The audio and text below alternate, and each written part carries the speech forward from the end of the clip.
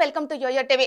రాష్ట్ర పాలనలో రేవంత్ సర్కార్ దూసుకెళ్తుంది. ముందు చూపు నిర్ణయాలు తీసుకుంటూ ప్రజల మన్ననలు పొందుతుంది. మిగతా విషయాలు ఎలా ఉన్నా ముఖ్యంగా సంక్షేమ పథకాల అమలులో మాత్రం వెనకడుగు వేయడం లేదు. తాము ఇచ్చిన హామీలను నెరవేర్చేందుకు సీఎం రేవంత్ రెడ్డి తీవ్ర స్థాయిలో కృషి చేస్తున్నారు. ఈ క్రమంలోనే తాజాగా కార్మికులకు శుభవార్త చెప్పారు. కార్మికుల కుమార్తెల వివాహానికి ప్రభుత్వం ఆర్థిక సాయం అందించనుంది.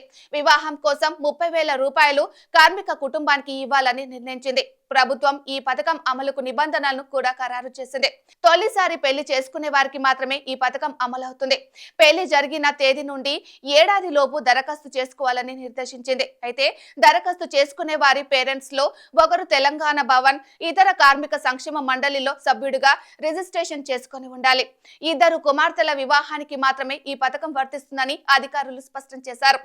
అదే విధంగా పెళ్లి జరిగే నాటికి కార్మికుల కుమార్తెలకు 18 సంవత్సరాలు దాటి ఉండాలి. కార్మికురాలి వివాహం అయితే దరఖాస్తుదారురాలు తెలంగాణ భవన్ ఇతర కార్మిక సంక్షేమ మండలి రిజిస్ట్రేషన్ చేసుకుని ఉండాలి. ఇంకా ఈ పథకం కేవలం మహిళలకు మాత్రమే వర్తిస్తుంది.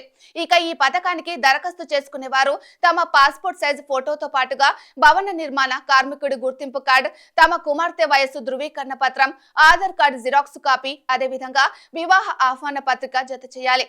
వివాహ వేడుక ఫోటోలు సైతం అందించాల్సి ఉంటుంది.